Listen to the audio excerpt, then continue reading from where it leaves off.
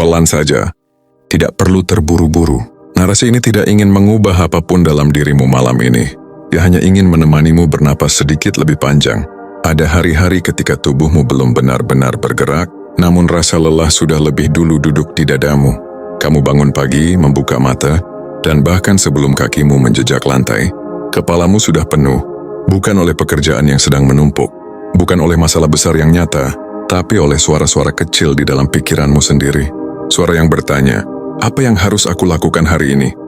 Kenapa hidupku begini-begini saja? Kenapa aku selalu merasa tertinggal? Padahal hari belum benar-benar dimulai. Kamu minum air, menatap layar ponsel, dan tanpa sadar pikiranmu sudah berjalan jauh ke sana kemari. Mengingat hal yang sudah lewat, membayangkan hal yang belum tentu terjadi, membandingkan diri dengan kehidupan orang lain, yang hanya kamu lihat potongannya saja. Dan di titik itu, tanpa kamu sadari, energi di dalam tubuhmu mulai terkuras. Bukan karena hidupmu berat, bukan karena kamu lemah, tapi karena pikiranmu tidak pernah benar-benar berhenti. Kita jarang lelah karena realita. Kita lelah karena interpretasi kita terhadap realita. Hidup ini pada dasarnya sederhana. Ia hanya terjadi satu detik demi satu detik. Tapi pikiran kita menolak hidup sesederhana itu. Ia ingin melompat. Ia ingin memastikan. Ia ingin mengendalikan segalanya sekaligus. Dan disitulah kelelahan itu lahir. Ada orang yang hidupnya penuh keterbatasan, namun hatinya terasa lapang. Ada pula yang hidupnya tampak baik-baik saja, namun pikirannya tak pernah benar-benar tenang.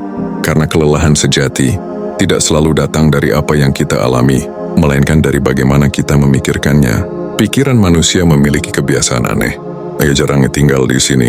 Ia lebih suka balik ke masa lalu atau berlari ke masa depan. Ia mengulang percakapan lama. Ia menyesali keputusan yang sudah tidak bisa diubah. Ia menciptakan skenario buruk yang belum tentu terjadi.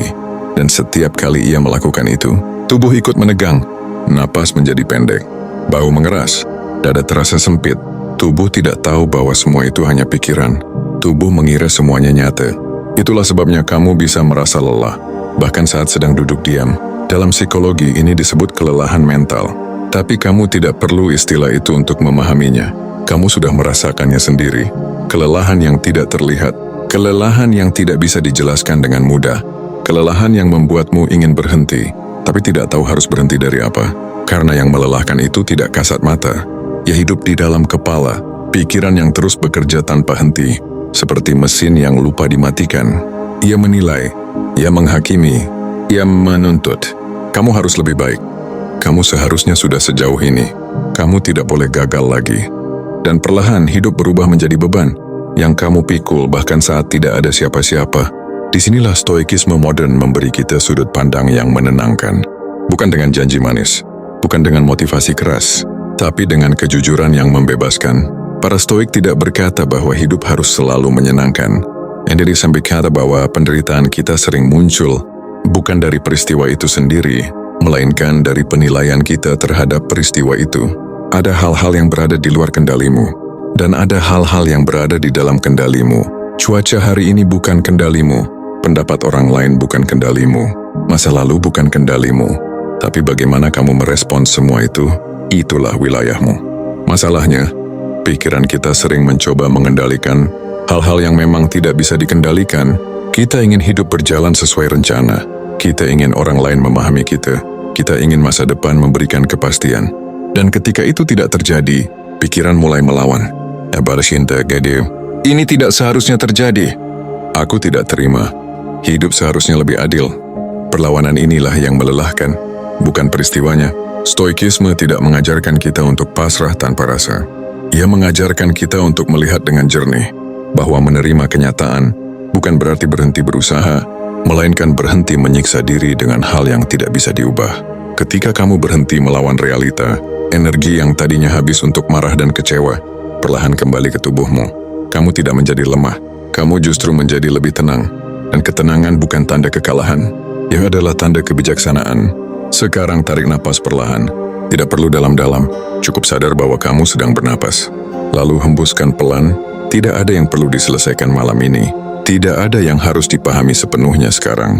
Narasi ini tidak ingin membuatmu berubah, ia hanya ingin mengingatkanmu bahwa kamu tidak harus memikul semuanya sekaligus.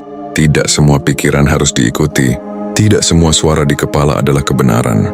Tidak semua beban harus diselesaikan hari ini. Kamu boleh berhenti sejenak. Bukan untuk menyerah, tapi untuk kembali ke dirimu sendiri. Hidup tidak pernah meminta kita untuk selalu kuat setiap saat. Yang sering memaksa kita kuat adalah pikiran kita sendiri. Dan mungkin malam ini, kamu bisa memberinya istirahat. Jika pikiran datang, biarkan ia lewat, seperti awan di langit. Tidak perlu dikejar, tidak perlu ditolak. Kamu bukan pikiranmu, kamu adalah ruang yang menyadarinya. Dan di ruang itu, selalu ada ketenangan yang menunggu untuk kamu sadari kembali. Pelan-pelan, satu napas, satu detik. Jika narasi ini menemanimu, jika ia membuat napasmu sedikit lebih panjang, kamu tidak sendirian. Terima kasih sudah meluangkan waktu untuk berhenti sejenak. Baik jika kamu merasa narasi ini perlu menjangkau, lebih banyak jiwa yang lelah dalam diam. Dan bagikan, jika kamu tahu seseorang yang sedang memikul beban di dalam kepalanya sendiri, terima kasih sudah bernapas bersama kami. Sampai bertemu lagi di napas baru.